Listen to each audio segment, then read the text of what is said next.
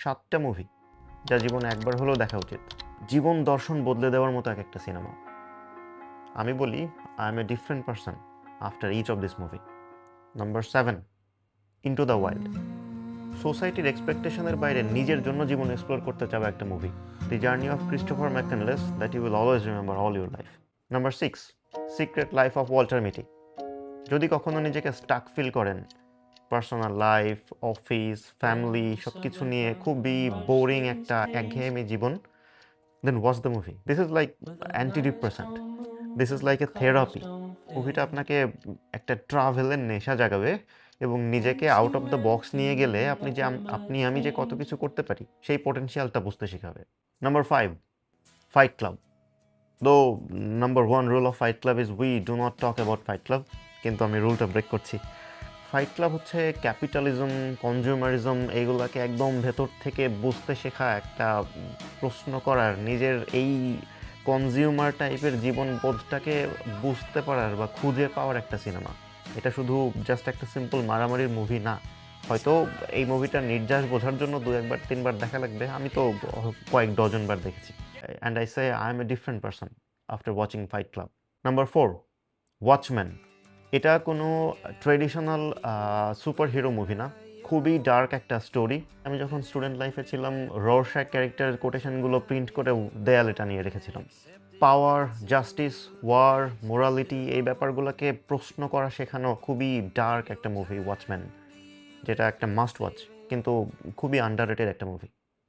Number 3, dead poets society. একটা out of the box চিন্তা করা একজন শিক্ষক এবং তার সাথে একগুচ্ছ তার থেকে ইন্সপায়ার্ড হওয়া একদল স্টুডেন্টসের গল্প। আমরা যে পড়াশোনাটাকেও কত সহজভাবে নিতে পারি সেই ব্যাপারটা বুঝতে পারার মতো একটা মুভি। আমি যদি কখনো টিচার হই তাহলে আমি কেমন টিচার হব সেই ব্যাপারে আমি ইন্সপিরেশন পাওয়া মুভি বলা যায় Dead poets Society. Dead Poets সোসাইটির কার্পে ডিয়াম, seize is the day and O Captain my Captain সিনগুলো এখনও মাথায় ঘুরে। Number 2, V for vendetta.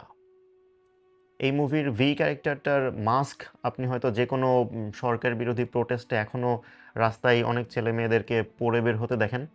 এটা এমন একটা সিনেমা যেটা পলিটিক্স, পাওয়ার, করাপশন এই ধরনের জায়গাগুলোকে, চেয়ারগুলোকে প্রশ্ন করতে শেখায়। রেজিস্ট্যান্স এগেইনস্ট ইনজাস্টিস শেখানোর একটা আদর্শ মুভি ভি ফর ভেন্ডেটা, যেটা একটা timeless movie.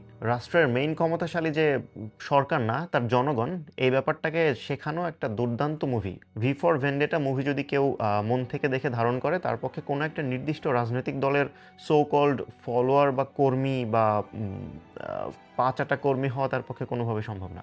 Number 1, grave of fireflies.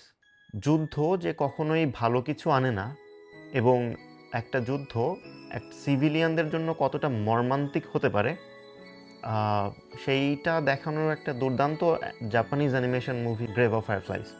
একটা ভাই বোনের ছোট্ট 2টা বাচ্চার সার্ভাইভালের চেষ্টা করার দেখানো নিয়ে একটা মুভি। এই সিনেমাটা দেখার পর কারো পক্ষে কোনো যুদ্ধেই কোনো একটা নির্দিষ্ট সাইড এবং যুদ্ধের সমস্ত কিলিংগুলোকে সাপোর্ট করা কোনোভাবে সম্ভব না। আমি বলি এটা একটা মাস্ট ওয়াচ মুভি, কিন্তু হয়তো জীবনে দ্বিতীয়বার দেখার সাহস হবে না। বোনাস রিকমেন্ডেশন, জিন্দেগি না মিলেগি দোবারা।